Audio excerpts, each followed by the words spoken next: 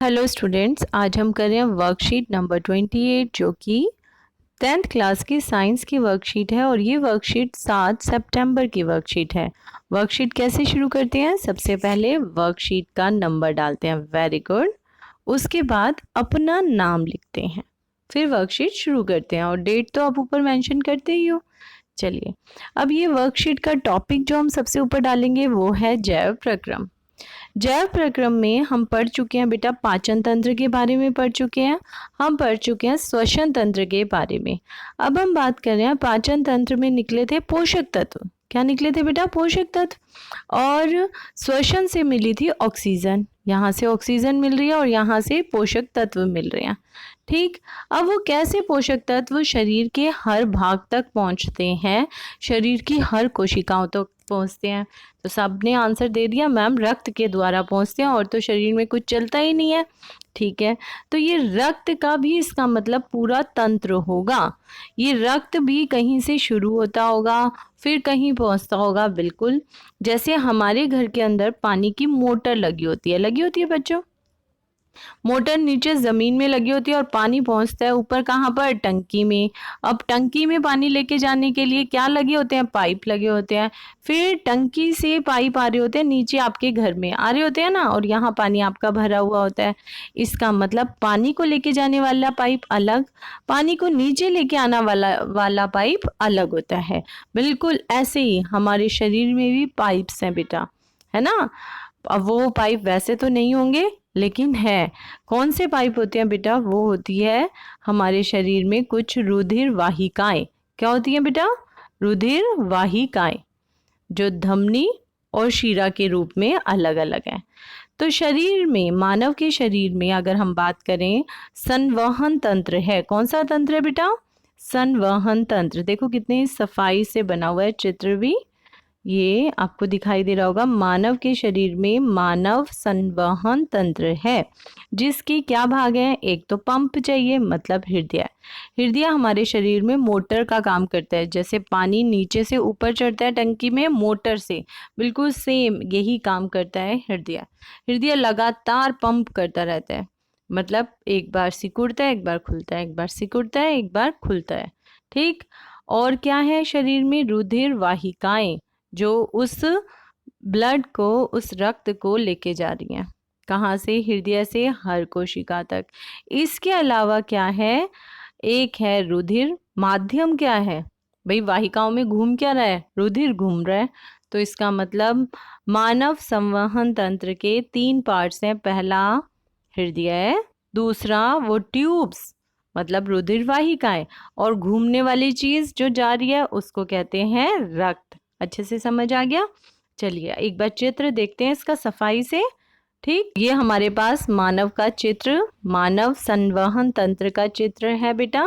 इसके अंदर मेन जो पार्ट है, ये जो आपको लाल रंग की दिख रही हैं पाइप्स दिखाई दे रहे हैं ना, इस लाल रंग के पाइप को बोलते हैं बेटा जिसमें ऑक्सीजन अधिक है, ऑक्सीकृत रक्त घूम रहा है, इसको बोलते हैं बेटा धमनी।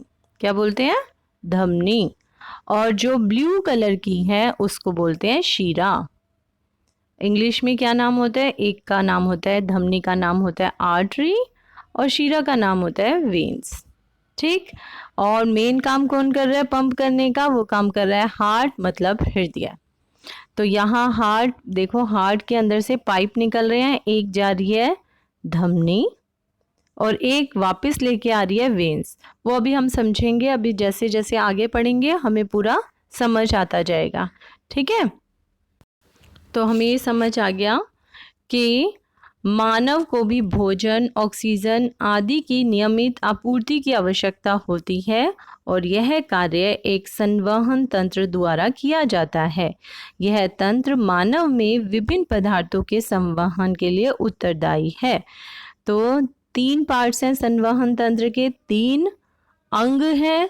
कौन कौन से? हृदय, मतलब इसके 3 भाग हैं, हृदय, रुधिर वाहिकाएं और रुधिर। तो हृदय का काम क्या होता है? हृदय तो पंप का काम करता है। अब हृदय के बारे में पढ़ते हैं। हृदय दिखता कैसा है? दिखाई दे रहा है सबको अच्छे से? ओके, पढ़ें इसके बारे में। यह एक पेशीय अंग है। कैसा अंग है? पेशीय अंग, मतलब इसमें कोई हड्डी नहीं है, हृदय पेशियों से बना हुआ है, मांसपेशियों से बना हुआ है, सॉफ्ट है बिल्कुल।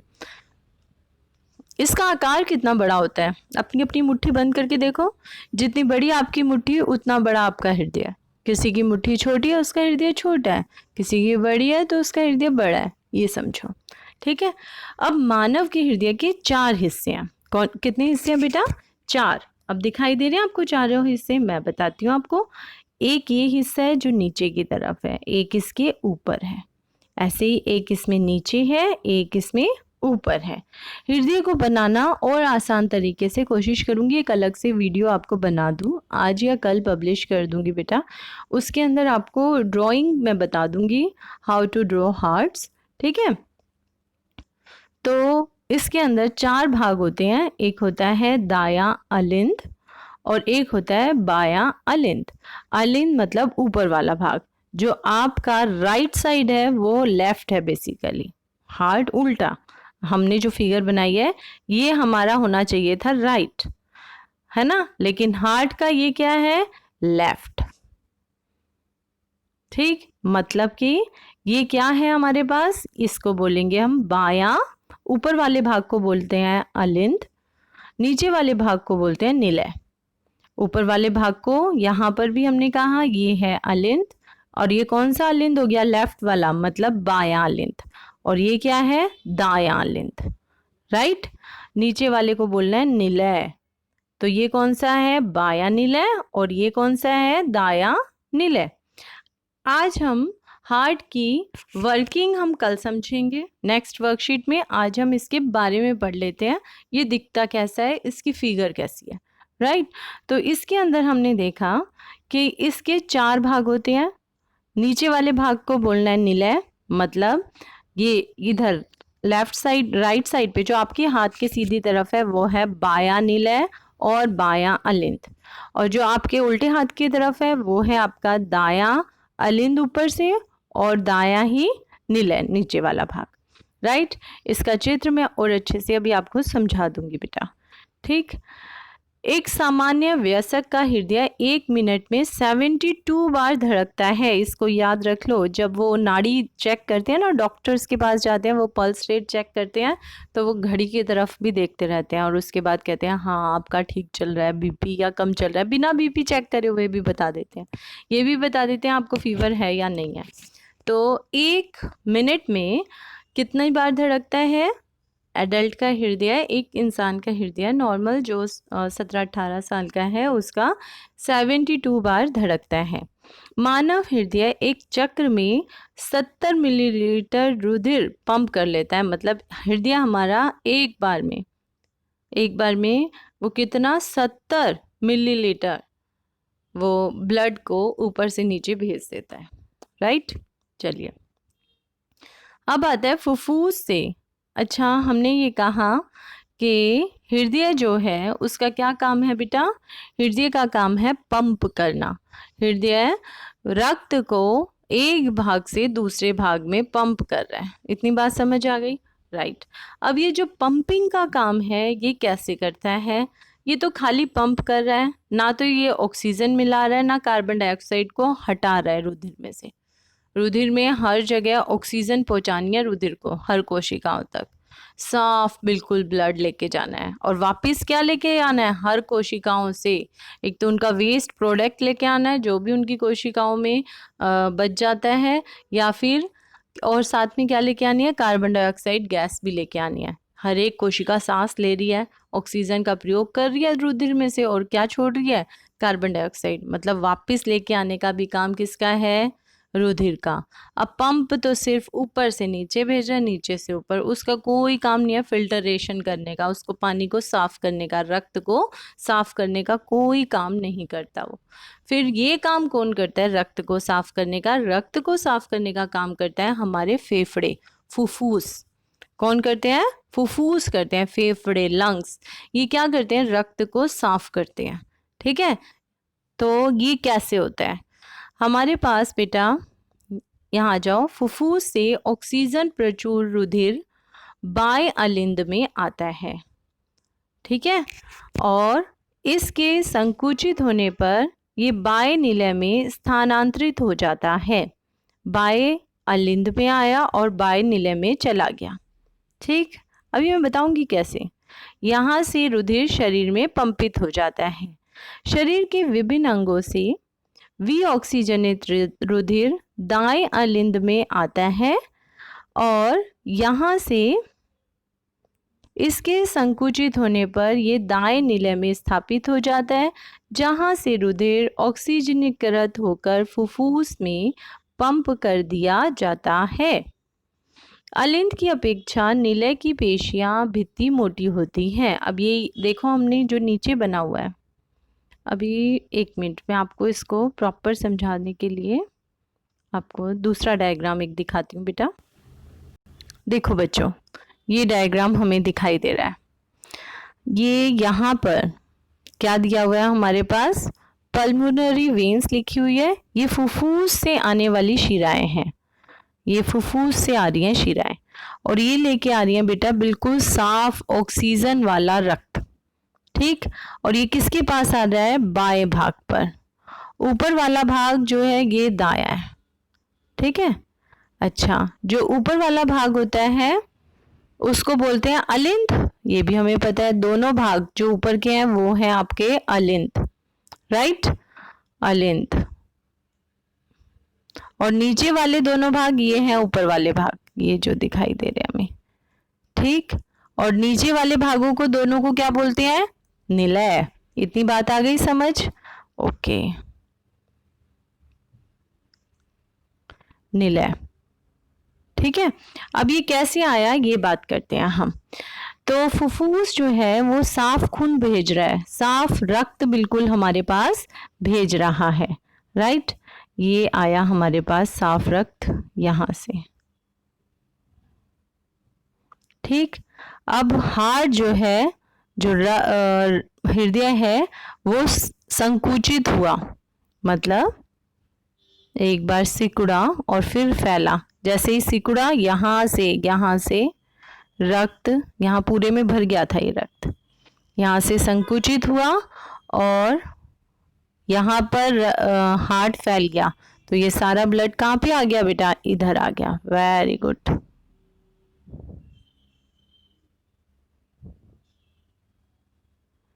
ठीक है, इतनी बात समझ आ गई, ओके। उसके बाद क्या होगा बेटा, पहले रक्त यहाँ से आया था और यहाँ निलय में भर गया।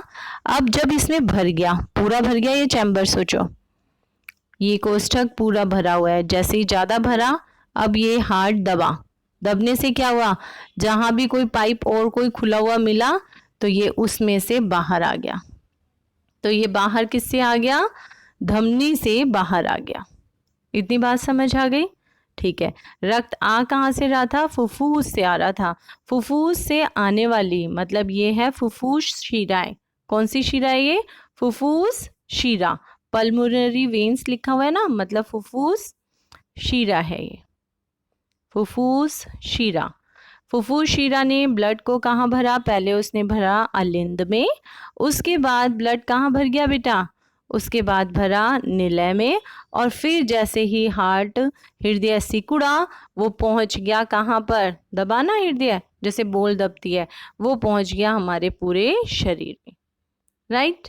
इतनी बात समझ आ गई। चलिए अब बात करते हैं कि ये तो हुआ किसका काम, ये काम हुआ धमनी का। और धमनी क्या लेके जा रही है, ऑक्सीजन वाला रक्त, जिसमें ऑक्सीजन प्रचुर मात्रा में मिली हुई है और हर कोशिका के, हर शरीर की हर कोशिकाओं तक पहुंचा दिया।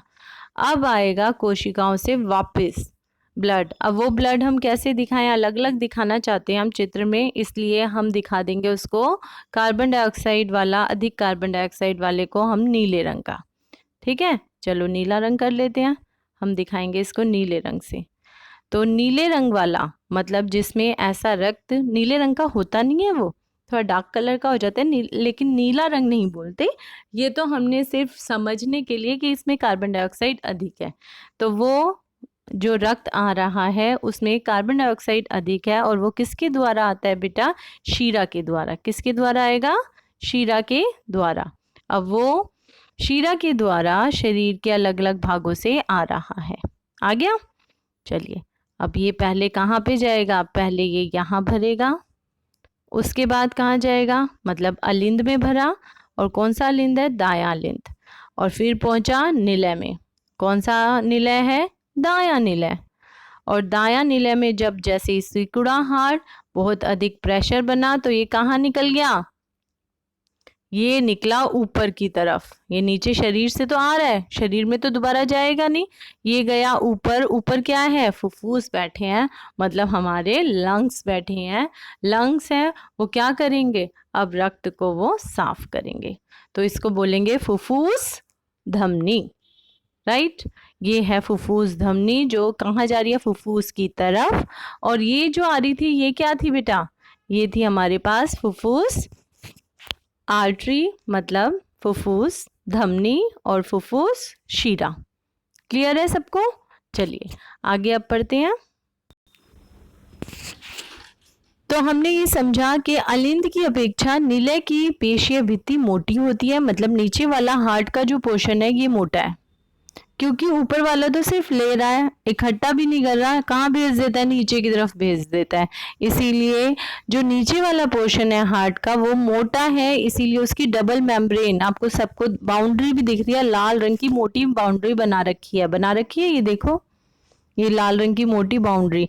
इसका मतलब नीचे जो है सारा ब्लड नीचे इकट्ठा होता है, इसीलिए क्या करते हैं, उसकी मेम्ब्रेन मोटी होती है, कहीं ब्लड बाहर ना आ जाए, ठीक है, मतलब रक्त बाहर ना आ जाए। चलिए, जब अलिंद और निलय संकुचित होते हैं तो वॉल्व उल्टी दिशा में रुधिर प्रवाह को रोकना सुनिश्चित करते हैं।